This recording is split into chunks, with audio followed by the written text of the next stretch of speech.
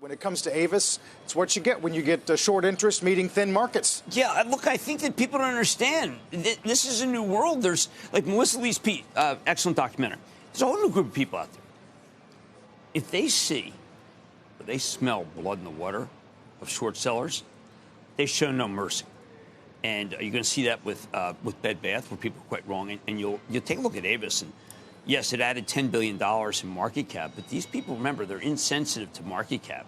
If they cared about market cap, they wouldn't take GameStop to. And it meant I mean, there's obviously, David, a group of people who have discovered that there are hedge funds, representing rich people, by the way, that can be annihilated very quickly. There are also hedge funds that are in on it. Oh, you mean like they're fellow travelers? Are also part of, yes, fellow travelers. That's a nice way to put it. Yeah, well, it's a left-wing way, communist way, actually. That do participate as well. Listen, Avis, we started to watch it yesterday around 10 o'clock.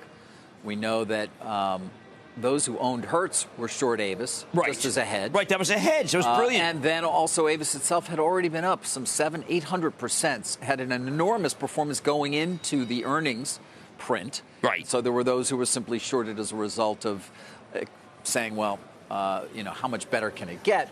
Then you got better, and then you had that enormous short squeeze, which took the stock up to as high as 545 yesterday. It was GameStop at the end of February. It was up over 225% at one point. Well, look, I mean, Carl, what happens is you get – I don't think people realize that a lot of money is run. That's already a technical term, but a lot of money managers are given money, and they're saying, listen, we need you to have some shorts.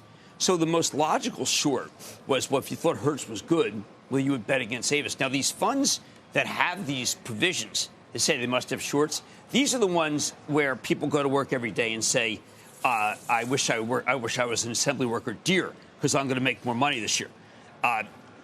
The hedge funds have underperformed the broader market yet again, as I've made the point many times. Those that have private investments, and that has become something quite popular, that is probably where they're outperforming, if anywhere, because of the crazy valuations. And that's not the word I'm using. I'm hearing it from many others that are taking place in the private market.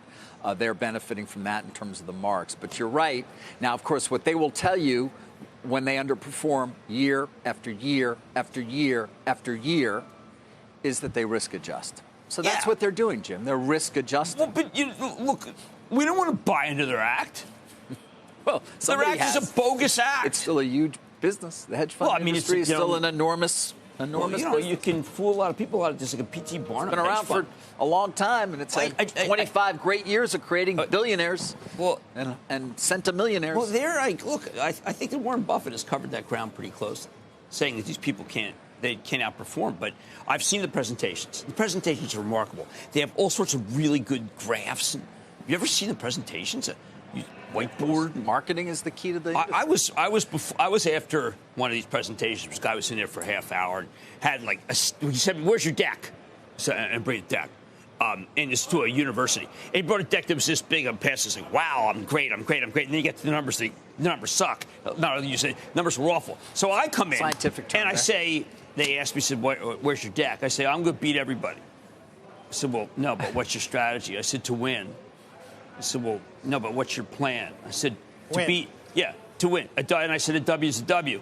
And they kicked me out so fast, my head was spinning. And they gave all the money to the guy with the charts and graphs.